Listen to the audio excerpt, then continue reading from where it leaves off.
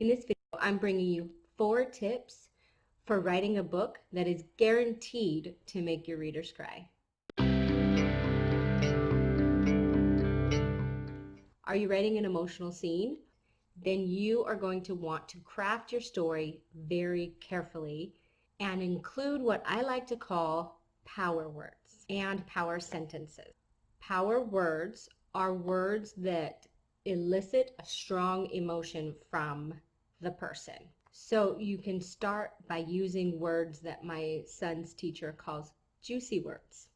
In schools, they try and teach the kids to vary the words that they're using. So instead of saying dislike, which is at the very beginning end of the scale, they want to have them tick that up to more emotional words like hate and detest.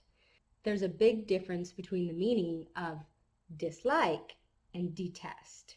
There's huge range in between. So you're going to want to choose a stronger, more emotional word. That being said, there is also something called connotation. Now, there's the official definition of the word, and let's just say that that's here. Connotation would be everything underneath.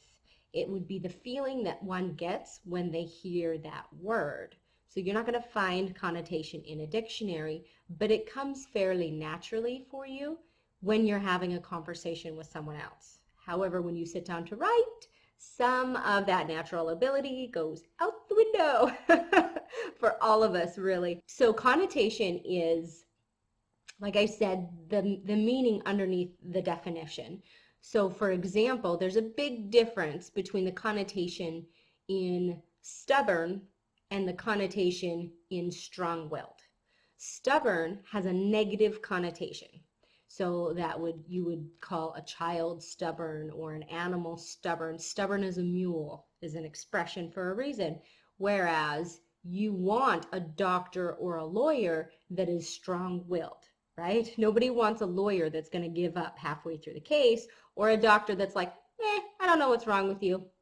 Move along. We want them to what's called persevere. That means to push and push and push and push until they succeed. Whereas with children and animals, sometimes we'd like them to stop pushing, right? I mean, seriously, guys, if you have kids, you know my pain. The next thing to look for is sentence structure. Now, a perfect example of this is found in politics. So please don't leave any political statements underneath this video. You'll drive me crazy. But analyzing only the language. So power sentence structure is often found with bigwig CEOs, people of in large corporations, things like that. So quite frankly, you find it in Donald Trump. And his way that he sentences his structures is so different from any other politician, whether they've been a lifetime politician or a new politician. We could even compare and contrast him with Obama, who was a lawyer, and Trump, who was a CEO. Neither of them were full-time politicians until later. Obama tends to use really long sentences, really big words. This is very, very common, not only of lawyers, but also for politicians. However, contrast that with Donald Trump's communication style. He's a perfect example of this, okay? So what he does is he uses very small syllable words until the very end of the sentence. And then, boom, he uses a 4 or 5 or even 6 syllable word. The reason why this creates a maximum impact is because it makes that last word really stand out. It really ticks it up like 5 or 6 notches. See this boom.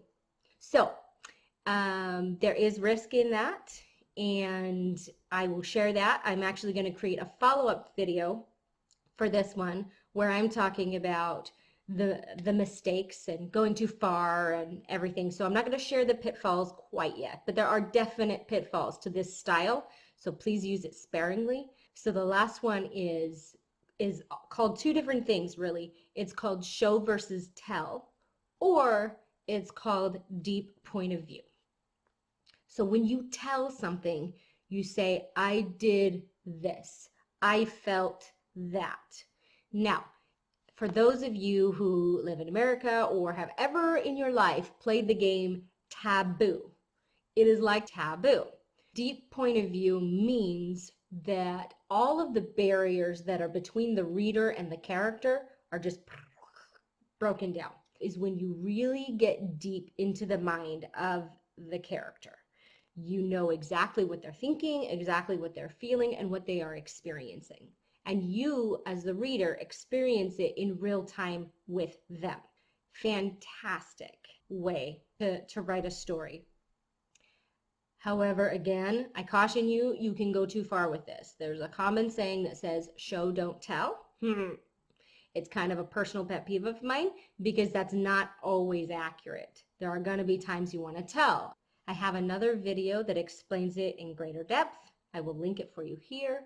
But also, if you're looking for something more, I'm creating a beginner creative writing course that can walk you through some of these more difficult processes that people go through when doing creative writing. If you are interested in that, you can sign up for my newsletter on my website or like my Facebook page, Flash University, and you can receive updates, and I will let you know when it's ready, and you guys are welcome to jump on that. So I hope you found this helpful. Please don't forget to support my channel by clicking like and subscribe, and come hang out with me. I am determined to bring you the best content that I can find across YouTube. Welcome to my channel.